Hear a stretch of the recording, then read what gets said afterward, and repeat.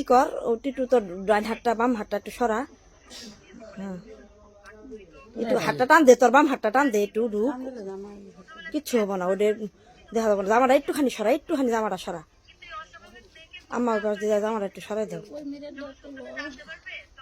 হ্যাঁ হ্যাঁ হয়েছে হয়েছে।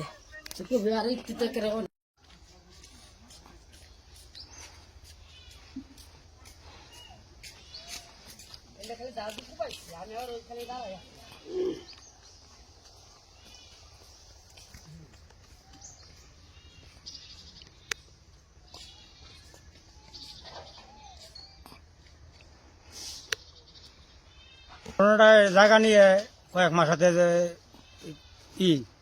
কেলামেলা এটা নিয়ে 26 তারিখের শুক্রবারের 5:30টায় মানে মারামারি বাজে। আমরা তো কাজ করে গেছিলাম।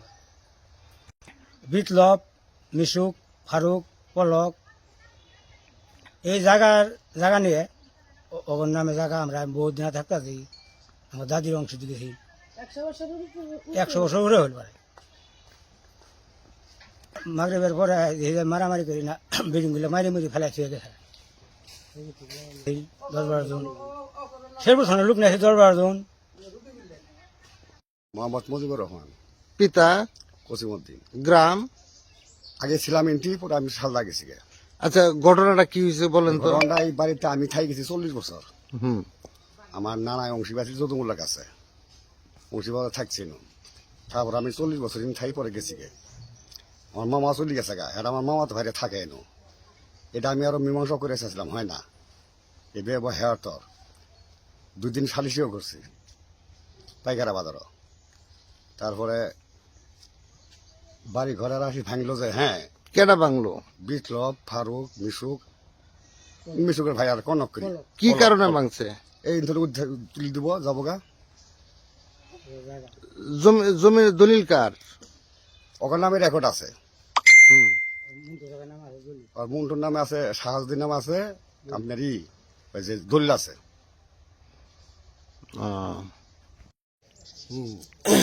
আমার নাম হচ্ছে আবু শারিক সঞ্চয়, পিতা মোহাম্মদ শাহজাহান। আমার বাড়ি হচ্ছে এখানে পাশে। ভিকটিম হইতেছে আমার ভাই সম্পর্কে।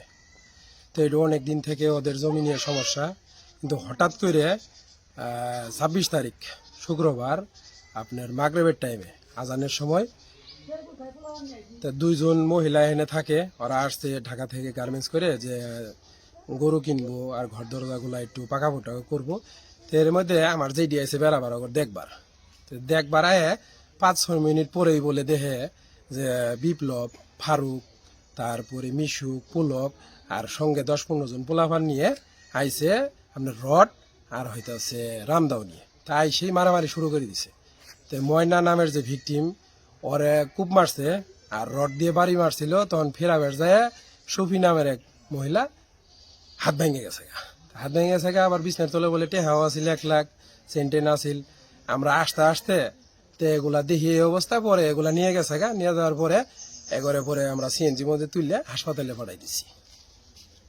পাঠানোর পরে আবার এই যে হাসপাতাল থেকে 6-7 দিন থাকার পরে আসার পরে ওরা আঙ্গর নামে উল্টা ভাবে মামলা করছে। কারণ আমরা রাত করে বাড়িতে থাকবার পাইনি। তোরা হইতেছে বর্তমানে আওয়ামী লীগের মানে 17 বছর তো জ্বালাইছে, এরপরে এখনো যদি ওইভাবে জ্বালা তাহলে আমরা যাবো কই?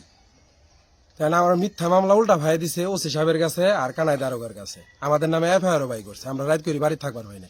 তাই উল্টা ভাই যদি এই মিথ্যা মামলা গুলি নেয় দারোগারা বা ওসি, তাহলে আমরা থানা না যায় যাবো কই?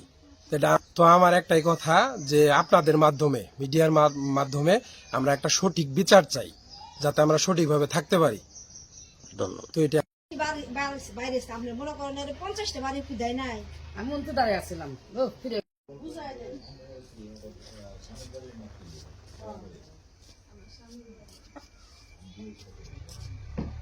20 বছর যাবৎ আমার স্বামীর বাড়ি আমি সংসার করি, এবং কি হঠাৎ করে এরা ওয়ারিসের বিপদে